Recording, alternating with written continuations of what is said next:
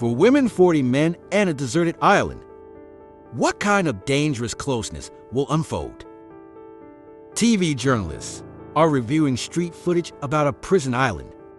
3 years ago, the death penalty for those convicted of first-degree murder was replaced with exile. Now criminals are sent to San Bernardino Island, better known as Prison Island. Escape from the island is impossible because it's surrounded by minefields, and the only small passage for boats is guarded by military destroyers. The journalists are preparing to shoot a new film and plan to feature those who have recently been sent to the island. There's Bobby, who took part in a $2 million robbery. Lee Phillips, who blew up a bank after it refused to transfer money to her account. Eddie Collins, who killed a police officer. Bonnie Campbell, who murdered her parents. Joylyn, who poisoned her husband. And Dr. Norman Milford, a serial killer. The newest addition to the island's population is Carmen Sims. The TV crew is pleased they've got some good material. Carmen is escorted to the island by a policeman who reads her rights and drops her off. The first thing she notices in the coastal waters are the bodies of deceased female prisoners. She sets up camp for the night, unaware that a man is watching her from the cliffs. She struggles to start a fire, and then a stranger comes down to the shore. He offers Carmen some local tobacco, but she declines. It's Dr. Milford. He explains that the others are camped nearby, and that there are now about 40 people left. Carmen asks about the number of women on the island, but the man says he wishes there were more, and remarks that everyone on the island is a killer, except for him, as he's innocent. Carmen gives a knowing smile. Of course, the doctor leaves, and Carmen remains on the beach for the night. The next morning, she heads to the prisoners' camp. Meanwhile, Bobby, who has taken charge of the camp with his loyal assistant Mac, emerges from his hut. Carmen boldly enters the camp and sees a lot of men and only 3 women. She tries to strike up a conversation with Bobby's right-hand man, but he quickly asserts his authority. Carmen cries out, but no one offers help, not even the women, who silently retreat to their hut. Later that evening, the women of the camp find Carmen asleep on their mattress after a scuffle. She tries to leave, but they won't let her. The women explain that they are the most valuable commodity on the island, and no one is going to let them go. Carmen is determined to change the system, but the next morning she has no choice but to join in the work with the others, plowing the land for a future garden. After a long day of hard labor, Carmen asks if anyone has ever tried to stand up to Bobby and his gang. She's told that there are some escapees, but no one can guarantee they're any better. Occasionally, fights break out among the men, but Bobby and Mac quickly and ruthlessly put them down. During the day, the women work on building a storage shed. Carmen's hands are rubbed raw, and the doctor tries to help her, but the overseer drives him away. In the evening, the women get themselves ready, but when Monk enters, he announces that they all have a night shift ahead, except for Bunny. She belongs to Bobby and only goes to him. The next morning, the women distribute food to the men and witness a fight break out afterward. The dead man is simply thrown off a cliff as part of the island's burial ritual. After lunch, the women's group, under the guard of several prisoners, heads to the stream to do laundry. At that moment, they are ambushed by escaped convicts, those who refuse to live under Bobby's rules. The escapees kill the guards and take the women with them. Furious, Bobby orders his men to find and retrieve the women. Later that night, the group sits by the campfire, eating their freshly caught game, imagining how furious Bobby must be. Gradually, new relationships begin to form among the group, not out of force, but mutual affection. However, Teller feels left out, and it bothers him. He starts a fight, but the others quickly put him in his place. There will be no violence here. The next morning, the group prepares to move on, as they change campsites every day. The women are tired of constantly running at the stream. Lee finds saltpeter by adding sulfur and chalk. They can make black powder to create grenades.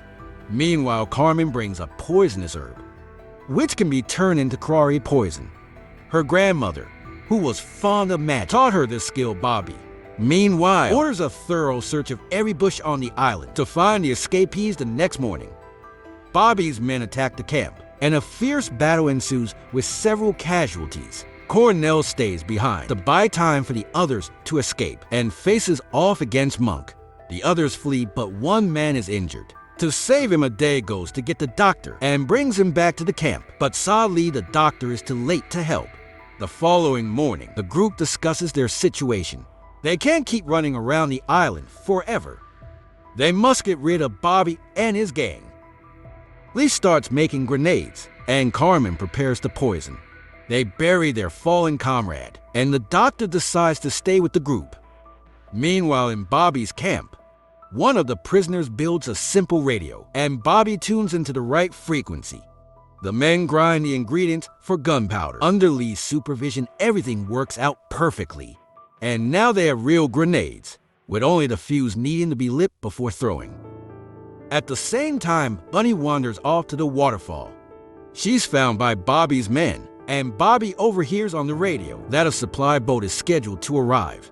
In the morning, the group follows Bunny's trail and sees her being tied to stakes on the beach, where Bobby begins whipping her with a belt. The women want to help, but realize they are no match for the gang. Just then, Bobby spots a police boat approaching, and he and his men hide in the rocks. The arriving police officers unload crates of supplies onto the shore. One of the officers, unable to hold back, rushes to help the injured woman. Meanwhile, a prisoner swims toward the boat, kills the remaining officer, grabs his rifle, and shoots those on the shore. The bandits emerging from their hiding spots arm themselves, leaving one to guard the boat, while the others head back to camp. The friends contemplate how to seize the weapons and decide the best approach is by water. One of them dives into the ocean, swims to the boat, and uses a blowpipe to shoot the guard. The bandit falls, and now the friends have a gun and the boat, from which they drain the fuel. At this moment, the doctor sees Bunny and rushes to her aid. Back at the camp, Bobby accuses Monk of cowardice, but Monk defends himself, arguing that too many important people have already died. That night around the campfire, the doctor reveals that he was convicted for turning off a life support machine for a patient who had already died, and he doesn't want to return to a place where everyone betrayed him the next morning. The group heads toward Bobby's camp, but it's deserted. They strategize and split up to their designated positions. The women prepare gas cans, and when the time comes, Bunny is supposed to let the gasoline flow through the pipes to the storage and set it on fire. The others prepare for the attack. The first explosion takes out a bandit in the outhouse. Panic erupts in the camp, with no one understanding what's happening.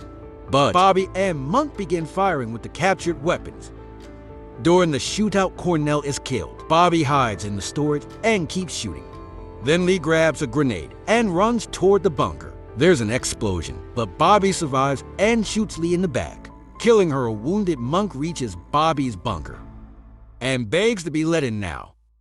They both shoot together.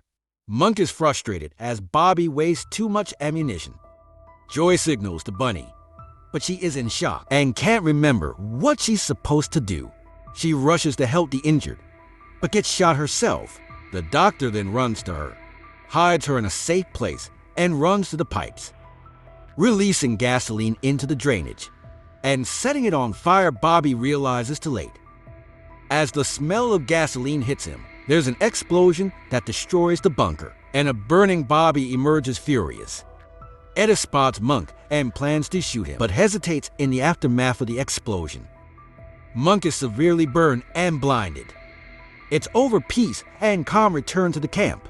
The people tend to daily chores. Even the blind Monk is involved, carrying water. The doctor and Bunny walk toward the sea.